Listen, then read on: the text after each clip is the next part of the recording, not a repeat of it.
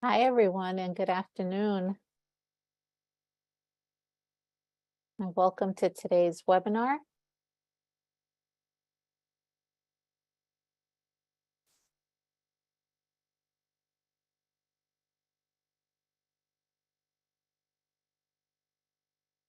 Again, we want to extend a warm welcome to all of our participants today.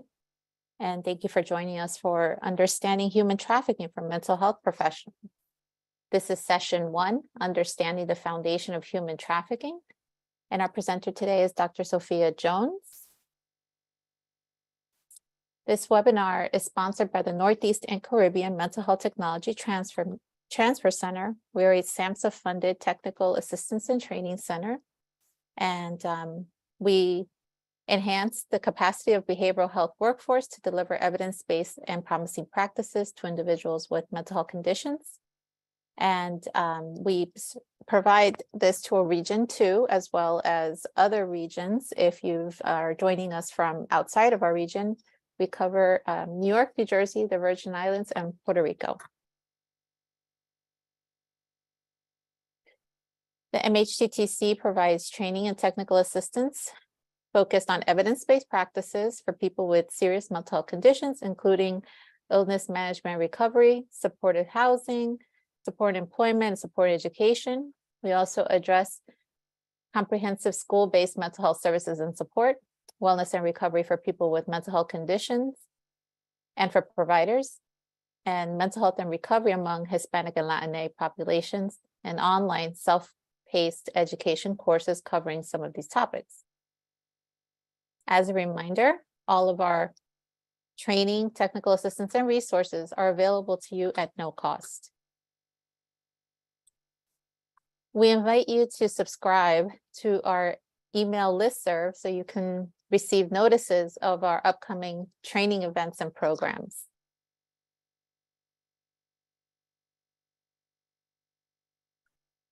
Following this webinar, you'll be asked to complete a short evaluation survey. We use this feedback to assist us in developing our future trainings that are relevant to your professional needs. Therefore, we thank you in advance for your feedback. We also want to let you know that this webinar will be recorded. Towards the end of the presentation, the Q&A will not be recorded, but the recording of the didactic portion will be posted on our website within a week of today. At the time of this presentation, Marian Delphin Rittman served as Assistant Secretary for Mental Health and Substance Use at SAMHSA. The opinions expressed herein are the views of the speakers and do not reflect the official position of the Department of Health and Human Services or SAMHSA. No official support or endorsement of DHHS or SAMHSA for the opinions described in this presentation is intended or should be inferred.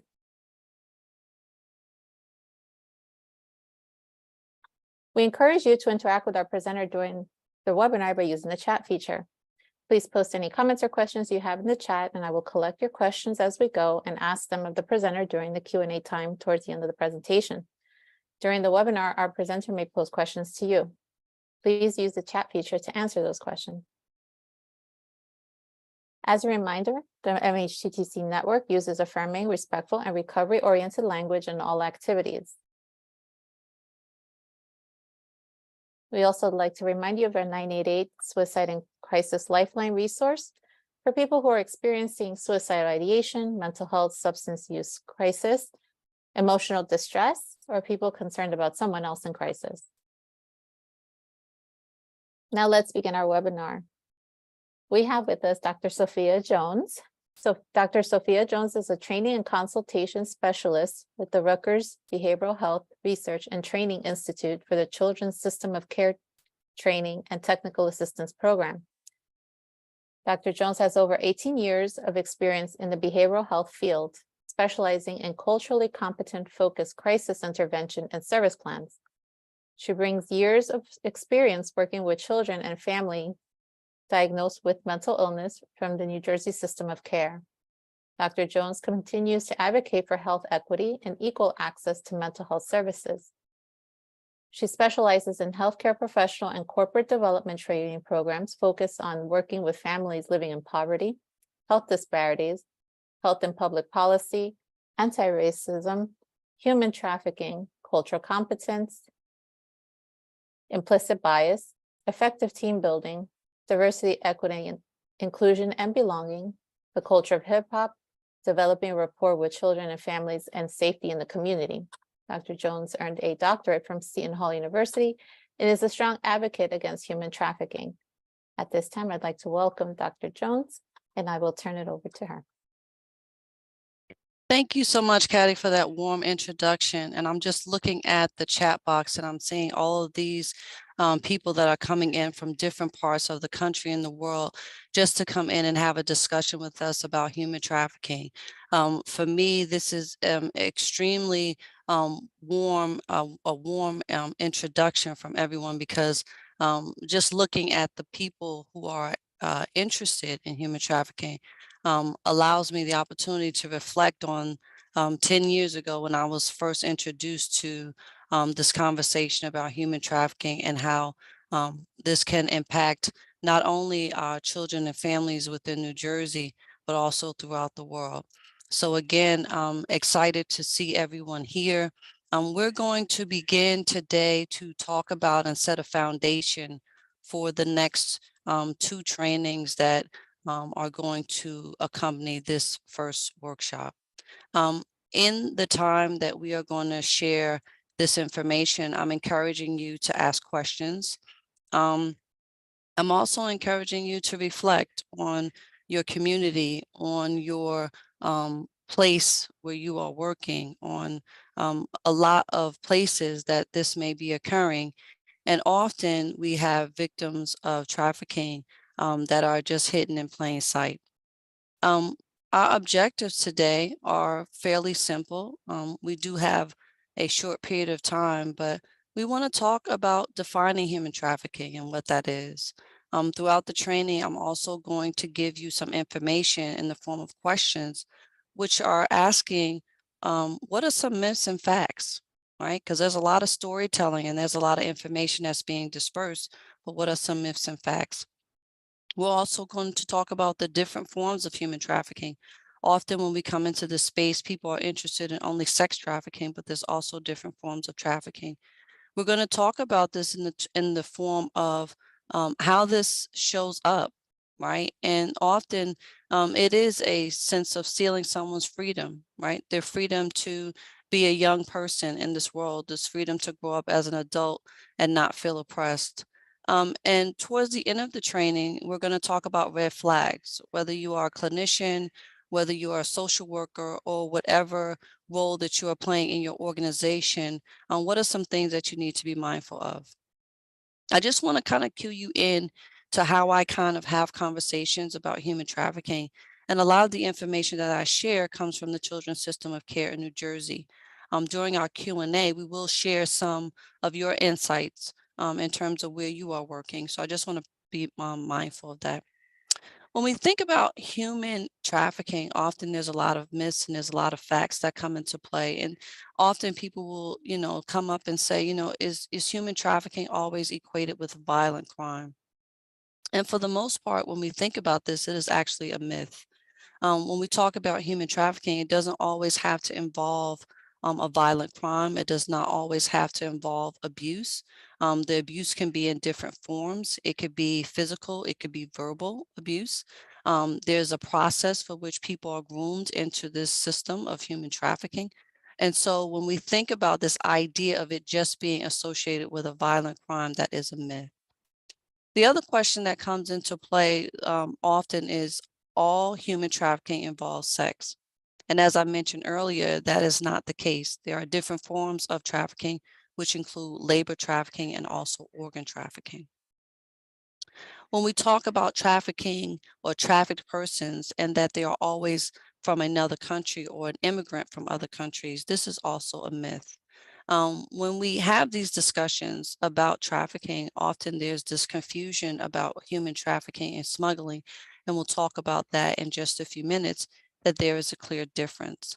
One of the things that's always interesting when we talk about someone and always being involved as a conversation that says, listen, it's only immigrants from other countries, is people can be trafficked right in their own town. and within the United States. I remember having trainings and talking about human trafficking years ago, and people often believed that it wouldn't happen in the United States, that it was more equated with other countries. And in particular, when we talk about different populations, if we were just focusing on historically marginalized groups, that's where people often would go with their conversations about trafficking. So that in itself is a myth. The other question that comes up too is only undocumented foreign nationals get trafficked in the United States, and that is also a myth as well. When we think about undocumented foreign nationals, this isn't always the case, but unfortunately, in some situations where people are in positions where they're very vulnerable, this can happen to them, but it doesn't just happen to that group. When we talk about human trafficking, the other piece that often comes up is whether human trafficking only happens in illegal or underground industries. There's been many cases, in particular in New Jersey, where people have been trafficked in braiding salons, in nail salons. And so often these industries in which people are trafficked, which can also include massage parlors, is in areas that are in open businesses on main streets and strip malls. And so we know that this is also not true. So what I want to do now is often there's a lot of conversation about what human trafficking is. And I think this needs to be clear, especially for all of us on the call, so that we have an idea of what human trafficking actually is. One of the things that really stands out for me because of the work that I've been doing in terms of advocating for survivors is the force, fraud, and coercion. Okay, often when we talk about human trafficking, people believe that it is only associated with sex. It is only young individuals of a specific age, whereas the average age is between 11 and 14. And so we have to be mindful about how we define what human trafficking is. The reason why I pause on the force, fraud, and coercion is to also assist when we are trying to prosecute for human trafficking. So when we talk about human trafficking, it's important to understand that human trafficking does not discriminate. When we think of human trafficking, right, often people will sit in this space and say, well, it only happens to certain individuals. It only happens to Black and Brown people in Black and Brown communities. And that is not the case at all. Unfortunately, when we talk about human trafficking, this could happen to anyone at any given time. And this is why this is such a heinous crime and needs to be addressed. So let's talk a little bit about human trafficking and how it is defined. When we think about this whole idea of recruitment and transportation, just because a person is transported to another space, just because they are harbored in a specific area, that is just a portion of that. The other piece that I want to bring to your attention is that the person that is actually involved in the transportation is also part of that force, fraud, and coercion. So you will find that someone will groom someone or recruit someone into the grooming process by saying, you know what, I have a job for you in this city or in this state, and I'm going to pay your ticket and I'm going to pay your transportation ticket to come here. And once they get here, they change the narrative. When we talk about this in that context, we see now that that is a case of recruitment, that is a case of transportation, but once they get to the state, there's force, fraud, and coercion. The other piece that people have to understand is that when we talk about human trafficking, it doesn't always have to transfer money. It could be service. It could be that the person is working in one area and they don't get any money at all, and there's a third party that is involved. That third party is getting another type of compensation from another person. So just to be clear, when we talk about exploitation for profit, it doesn't always have to involve money. It could be a service. So you could have a third party, which again, I'm mentioning third party because people often say, well, that's not trafficking if it's just between two people. But in actuality, when you bring that third party that is gaining some type of monetary or other item, then it is considered trafficking. What I also want to point out today is that when we hear and talk about human trafficking, that there's this reference automatically to just women. But we also have to be mindful that this can occur with men, it can occur with young boys, and it can also impact persons who identify as part of the LGBTQ community and or persons with an intellectual or developmental disability. Now, when we talk about different models of recruitment, I think it's important because sometimes people get caught up in this idea of how does human trafficking actually occur?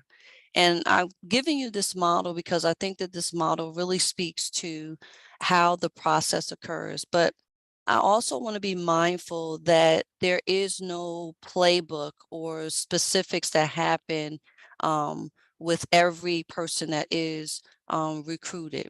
And it's important for you to understand that it will look different or may look different for many survivors and or victims of trafficking. The actions that may be involved is there's some recruitment, there's some harboring, there's some transportation here. They're providing some type of shelter at some point. They may maintain that there's a lies within their community, there's shame that's going to be put on their family. The means is always force, fraud, and coercion. And the purpose is for sex trafficking, labor trafficking, or organ trafficking. So when we talk about this model, this really kind of gives you an idea because we talked about over the last few slides some definitions about human trafficking, but now whatever organization that you're a part of, you're starting to see how these actions go into means and then into purpose. Now, let's move a little bit beyond the threats and violence, right? Sometimes it's very difficult even to prosecute or to talk to someone who we believe is a victim of trafficking because they will say, wait a minute, this was something that some person that I love that said that they're going to care for me. And this actually is part of the grooming process to establish that you have a relationship or that you have a friendship with that individual. And this could happen in the school setting. This could happen online, which we'll talk in a couple of days about the impact of social media. This can happen as part of being a group that is in the school, for example, cheerleading groups, social groups, gymnastic groups. This can happen within any type of extracurricular activity or school setting. The other piece that needs to be discussed when we talk about moving beyond those threats and violence is that someone will say, I'm going to employ you to work in a bar, or I'm going to employ you to provide entertainment. And they pose this as a legitimate means for people to gain employment. Now, if you think about this, this especially happened during COVID-19 when people were losing their jobs. So you had a 200% increase in the amount of human trafficking because either the youth or that young person was interested in obtaining employment. You also see that this becomes and has become more common when we talk about modeling agencies. The other piece that may come into play is someone is promised an education. If you come to this country and you may be part of a lottery process, and as a result of getting you into this country, I'm going to make sure that you are afforded with a higher education. And those promises are told either to their parents or to them. I think when you hear that type of example, especially when we talk about someone being transported from another country, we have to be absent of assumptions and judgment because this is often the case where someone will say, I'm going to promise you an opportunity to get an education. They make an agreement with the family that they're going to take care of them. Unfortunately, when they bring them to this country, they change the narrative. And that's the piece that we have to be mindful of. When we talk about internet chat rooms and game rooms, especially gaming systems, you will have a lot of recruitment that comes in the form of a conversation on a gaming system, or when we have those exchanges, especially when we have young boys. And this has been the recruitment ground for not just youth, but for people to possibly come into this narrative of being a CEO or be involved in the trafficking industry. So this doesn't mean that we have to be fearful of these exchanges. We just have to be aware of them so that we can have conversations with our youth and their families about how this may appear when that person is on the gaming console. One thing, again, that is becoming more common is that you're having more young boys to be recruited using the gaming systems. Now, I want you to sit back for a minute and think about some of the things that we've been discussing over the past couple of minutes, right? We've talked about what the definition of trafficking is, how it will sometimes appear. You've also been given a model to look at to say, okay, this is how this kind of plays out. But I also want you to think about the environment in which you're living, or look at the news and the things that are happening within our society. And you see now that you have this kind of push pull or push factors that may push someone into this space where they feel like maybe trafficking will give me some monetary gain. So look at the things that are happening in our world today. You have genocides or wars, violence, physical or mental. We have a red alert within this country that is saying that we have young girls who are being coerced into um, the life of trafficking because they're struggling with depression and anxiety, and they have someone that comes along and says that I'm going to change the story for you, that I'm going to buy you a birthday cake, that you feel special in this environment, and they feel that they have a sense of belonging. You also have a lack of employment. You have a lack of educational opportunities, right? We have now the continuation of people not being able to afford to pay their loans or to finance their education. We have natural and man-made disasters, which can displace someone from not just other countries, but also in other states. We have so many things that are happening with climate change, and this has impacted individuals. We also need to talk about poverty.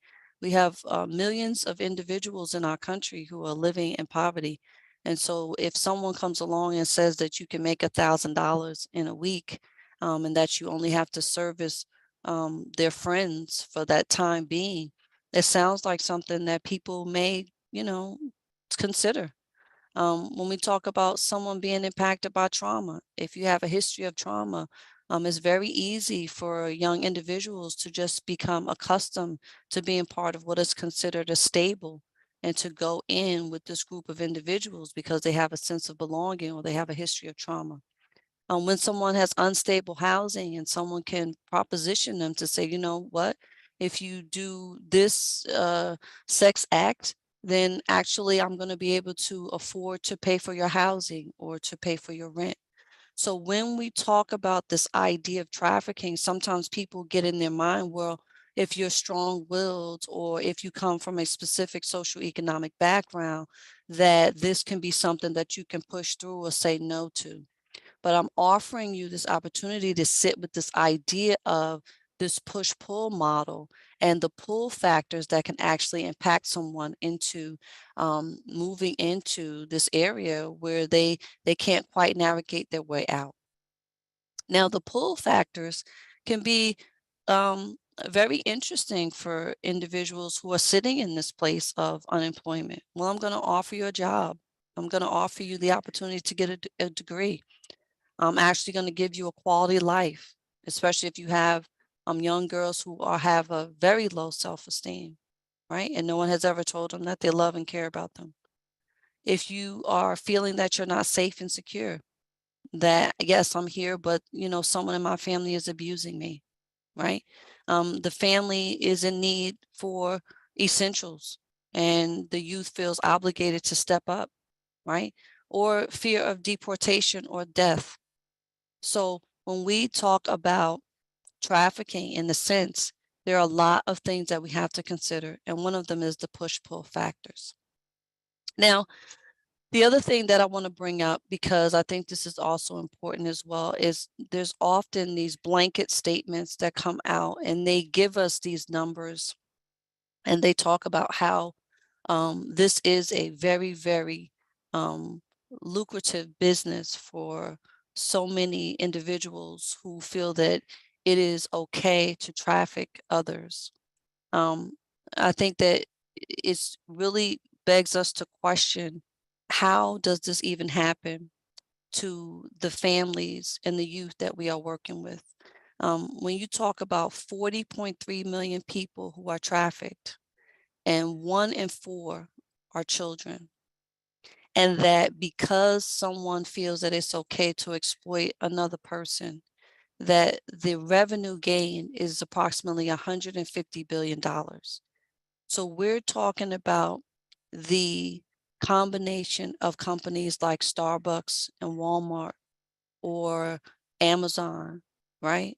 So if you start to think about the money and follow the money, this also is going to bring us into our conversation over the next couple of days as to what is being done to try to address the money going from different accounts to pay for services and to exploit youth. Now, the realities of human trafficking, which I mentioned a little bit earlier, talks about the age, right? And so, and given my background, we often are involved with youth at a very young age. And so this should automatically send a red flag to you that you need to be mindful of the groups that you are working with. So the average age is 11 to 14 years old. Now, I also want to cue you into the fact that in some countries, it can be even as young as 5 years old. When we talk about human trafficking, especially when it comes to the system of care that we work in New Jersey, this is especially a hot button issue for us because we understand that we are working with youth that are between the ages of 0 to 21. Now, when we say this 0 to 21 number, we're referring to expecting mothers, and we understand that sometimes if that creates a financial burden, that they may seek to try to have someone who can provide them with the basic needs, right? Now, the other piece that I want to bring to your attention is that human trafficking is not prostitution. And this kind of aligns with the age. When we talk about 11 to 14 years old, often we find that some adults beyond the age of 18 will say that they were trafficked at a very young age. But now that they are beyond the age of 18, they feel that they are being prostituted. But we have to understand that there's a difference between being trafficked because you cannot consent at that young age beyond 18 to be part of a trafficking ring or to be exploited in this way. When we talk about human trafficking, the other piece that comes into play is that whether or not it's statutory rape, and that's also not the case because again, you can't consent.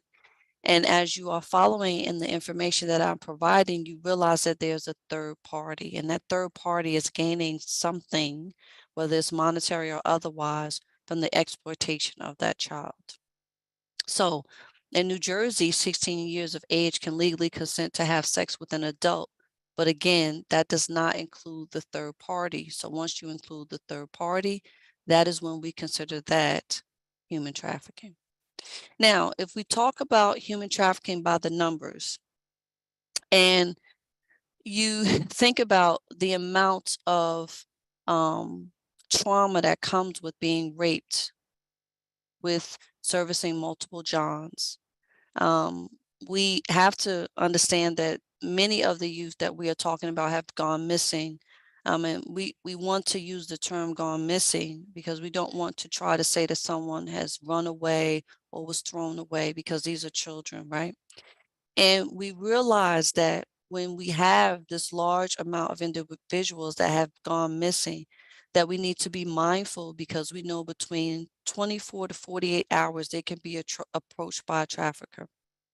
Normally, this would happen where? In a park or a bus station, right?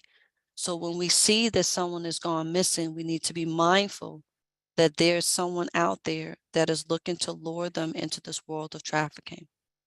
Trafficking also accounts for 77% of the human trafficking cases. So that is one of the reasons why you often hear a great deal about sex trafficking as opposed to the other forms of trafficking. The other piece, which is very concerning, is the fact that there's only a small percentage of individuals who have survived these trafficking incidents. And so this is one of the reasons why we have to be very, very ambitious about our efforts to support survivors and to make sure that when we are in contact with someone who could potentially be trafficked, that we can encourage them that there's other alternatives to what is being offered by the trafficker. The other space that I want to take you to is more of the reporting and see where we are in terms of reporting. Often those reported victims are foreign and domestic adults, foreign and domestic minors. Okay, so just because you are an adult does not mean that you cannot be trafficked. Again, the third party, thinking of that third party piece. Cases also include labor trafficking for farm and agricultural work construction sites. If you consider in New Jersey, we are considered the garden state, so we have a great deal of farming here. But think about the construction sites. Also, I want to keep in mind in the summertime, we have a lot of carnivals and a lot of traveling carnivals, domestic servitude, forced prostitution, right? So once you've actually been trafficked, now you're being pushed into or forced into um, prostitution after the age of 18 again.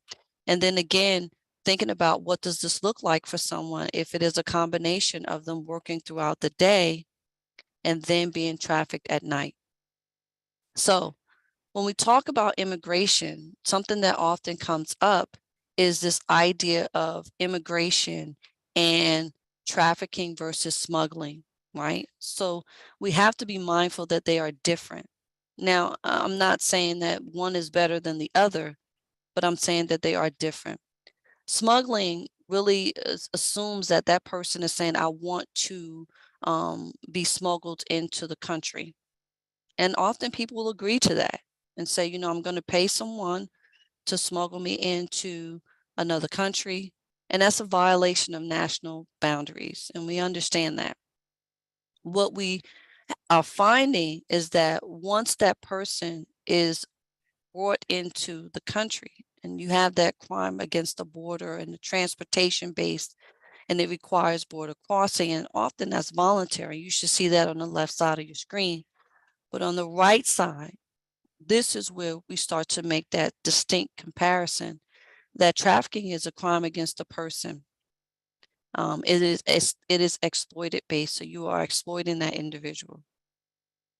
We also understand that it doesn't require that that person be crossed over into another country, and it is involuntary. Even if that person says, okay, I'm 12 years old and I'm going to consent to this, they cannot consent under the age of 18. Now, we have a couple more minutes that I want to focus in on the force, fraud, or coercion piece. I think sometimes when we talk about trafficking, we get caught up in the terms and the definitions, but I want you to kind of leave today with this understanding of this idea of the three key words. And the three key words, and again, can be unfortunately different for different victims, right? It could be unique to their experience. So it could be physical assault, it could be sexual assault, it could be physical confinement or isolation. There's often, you know, shared stories about how, yes, they never got physical with me, but they were extremely, um, very, very negative and made humiliating remarks, and the verbal abuse was just as bad, right? So I don't want to give you this information and think, well, you know, one is better than the other. It's all a heinous crime, and it's a crime against humanity. The other piece is the fraud piece. So that's where we mentioned, you know, I'm going to not only employ you, and we talked about the fraudulent employment offers, but now the false promising of work, maybe someplace to live. And then that's also coupled with, now that you're working here, I'm actually going to withhold your wages, or I'm not going to let you take a break like I said that I would, or I'm going to withhold food. And so all of these things come into that context of the fraud layer. The other piece is the coercion, right? I've brought you to this space or this city or this state, and now that you're here, I've said I'm going to pay for everything for you to get here. But now I turn around and say, actually, you owe me. And in order to pay that back, these are the type of things that you need to do, right? There's also threats of harm, arrest or deportation. Sometimes they will threaten someone's family. They withhold their legal documents. Sometimes they will take hold of their passport. There's also the psychological manipulation, which we'll go into in our workshop number 2, because that kind of puts into context what Kevin Vale calls the chain around the brain, where we start to understand that when someone is going through multiple years of being involved in the trafficking industry, how this has impacted someone in such a way that they just can't leave. Now, I want you to also kind of shift your conversations, whether it's within your office or wherever space that you're in, and start to think about the fact that this could happen to anyone and anywhere. Okay. We often have this false narrative that it doesn't happen, especially when we talk about labor trafficking, that it doesn't happen here. Right. So here's some more myths and facts. Right. Um, and that goes to say that we only have one form of trafficking, and that is sex trafficking. But we also have to think about the other two, which is labor trafficking and organ trafficking.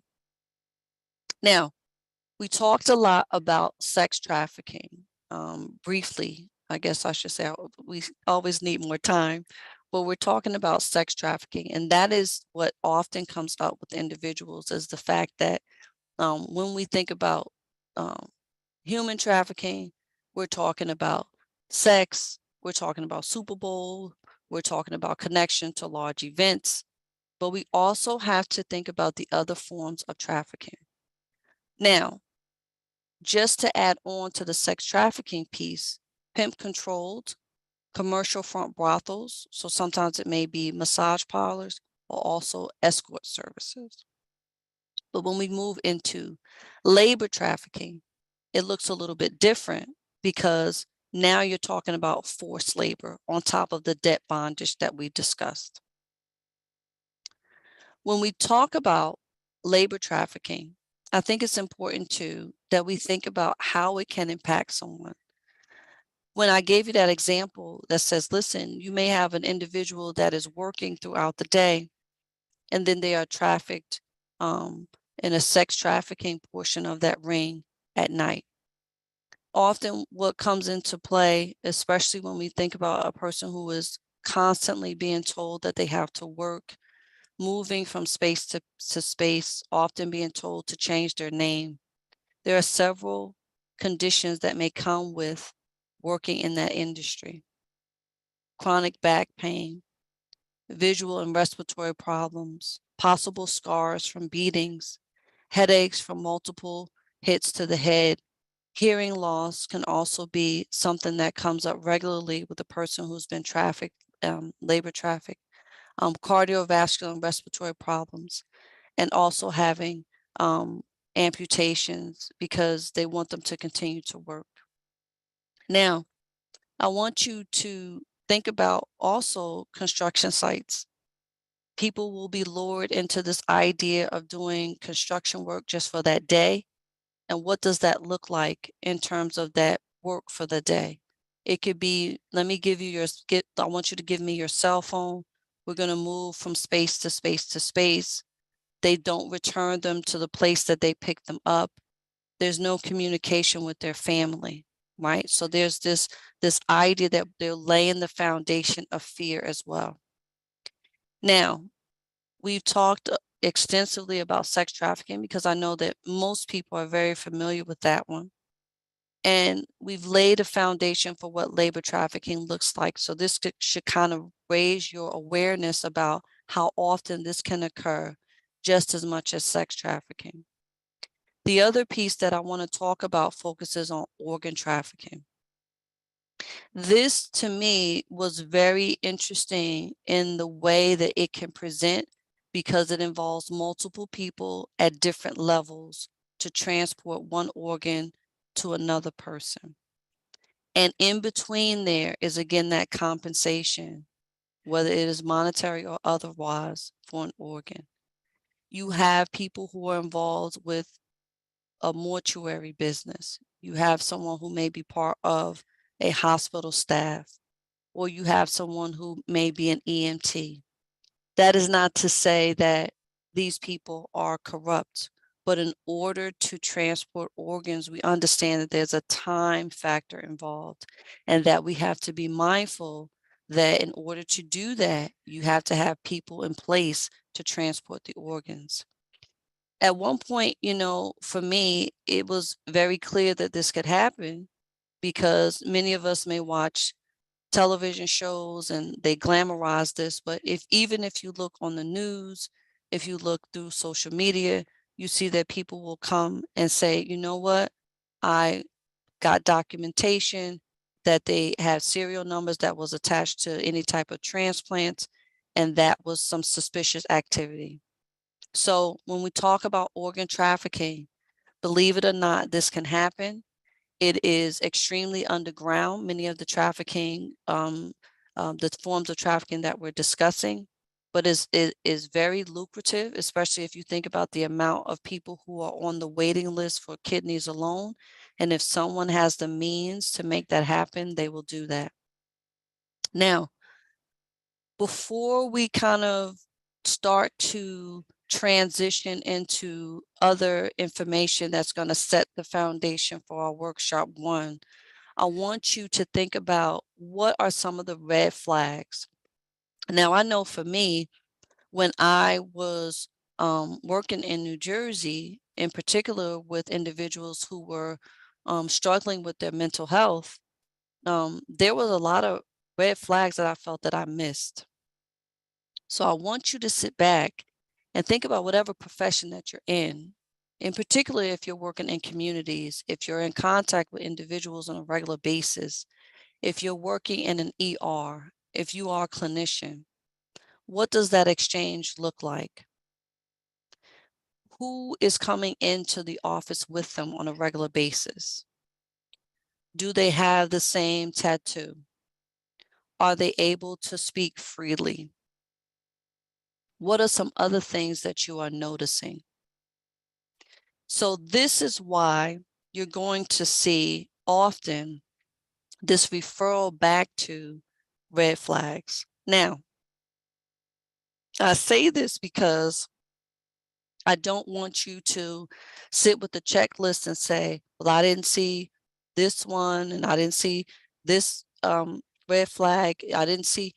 It's not to say that the person that comes to you may be just open and honest and say, listen, I think I'm being trafficked. But as we move throughout our workshops, we're going to realize the importance of not only being able to recognize red flags, but to also have a plan when that occurs. Now, as I mentioned, depending on whatever organization that you're working with, and I'm going to even expand that to anyone who comes into contact with someone that you may not know. What are some things that may not look quite right to you and that you might want to come to a space where you can ask questions? So that person's reluctant to speak. When we say exhaustion, we mean exhaustion to the point where they just can't get up. They can't move. They're not able to speak as clearly, right? They feel like they're being dominated or controlled, especially in terms of conversation. If the person next to them is taking over their conversation or answering things for them, what does that look like, right? So for example, if you're asking them about their history of immunizations, or when's the last time they've been in a hospital or had a checkup, or if you're asking general questions about their overall well-being and their conversation is constantly being controlled by someone else, then that's a red flag. If they're fearful of being alone or having a conversation with you, absolutely. If someone is talking to you and they're saying that, you know what, I'm working extremely long hours, especially if we're talking about a youth, and we know that there are labor laws that don't allow them to work a certain amount of hours during a certain amount of times during the day, and that they should be allotted a certain amount of time to take breaks. If that person has identified that they have been alienated from their family or friends, and this is something that happens often because they want to isolate that person so they can't think clearly for themselves, right? If they're getting elaborate gifts from older partners, and we could even say that if they're getting elaborate gifts from their partners or anyone else, and maybe you're not allowed to meet that person, what does that look like for you? If that makes it uncomfortable in that scenario or in that exchange, then ask, right? What else do I need to know about this person? Or is it possible for me to meet them? Or how are you obtaining all of these gifts? Sometimes we would even find that there were multiple cell phones in the home, right? So who was paying that bill? That was also considered a gift to that child. Signs of abuse. What are some obvious signs of abuse? Do you see any type of markings, cigarette burns, any type of branding, right? These are also red flags for you to look out for. But by all means, if you feel something in your gut that just doesn't look right, that doesn't feel right in terms of your exchange, I think it's best to err on asking a few more questions as opposed to continuing to let that person move on into that space. The other piece that I want you to be mindful of is sometimes, people are reluctant to say things in this situation. So if you feel like something is happening that you're very uncomfortable, try to move them to a space where you can have a conversation about the red flags that you're noticing. Okay. Now, for clinicians, hospitals, and healthcare professionals, right, you may find that that victim may be concerned about being arrested or imprisoned. So it's important that you do your homework and be mindful of the laws that are often put in place to protect victims of trafficking. They may also have multiple STIs, sexually transmitted infections, right? Occupational, what type of injuries does this person have? And is it directly related to the type of work that they're saying that they do? Evidence that care has been lacking, right? So what about this cut or this scar that you have? And it looks like it's been healing, but it's also been on your arm or leg or face for quite some time. So you need to be mindful about those existing conditions. What we want to do now is we want to thank you for coming into this space and for allowing me to lay the foundation. So again, I want to thank everyone for attending today. And also, please take a moment to complete a very short evaluation survey. If you enjoyed today's training webinar, we still would like for you to let us know. We're a SAMHSA funded program, and as part of receiving this funding, we are also required to obtain our evaluation information. So it helps us inform us as to what your needs are in your location, and that way we can also provide this information to SAMHSA. We also want to share that we have a podcast titled Flourishing at Work. It's a helping plan for professionals. You may find this in Spotify, Apple Music, and Podbean.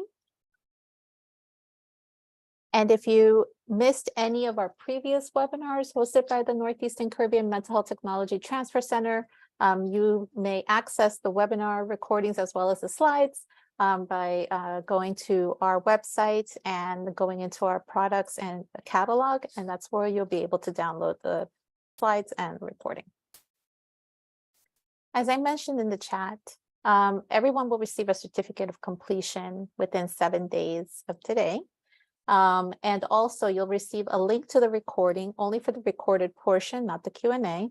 And then a summary handout. We will not be sharing slides for this series, but you will receive a summary handout as well as resources that you may find useful. We invite you to connect with us and follow us on our various social media channels. We are on Facebook, Twitter, and LinkedIn. Our handles are Northeastern Caribbean MHTTC. And if you're not signed up on our email listserv, we ask you to please do so from our website. So again, I want to thank Dr. Jones. Thank you so much for joining us, for providing us with the wonderful wealth of knowledge on the foundational knowledge of human trafficking. We hope everyone is going to take away a lot of knowledge, maybe conversation starters, and getting the ideas going in their organizations within their capacities, and bringing more awareness to this important topic. Do you have any other comments you'd like to share? Absolutely. I think this sets us up for a very important conversation in our workshop number 2. I'm hoping that over the next couple of days, you sit with some of this information, come back with questions so that we are all continuing to learn from each other and we could all be armed to continue this fight. And I wish you all a pleasant evening, and I'm looking forward to gathering again in a couple of days. Thank you so much. Thank you. And we hope you have a wonderful day as well.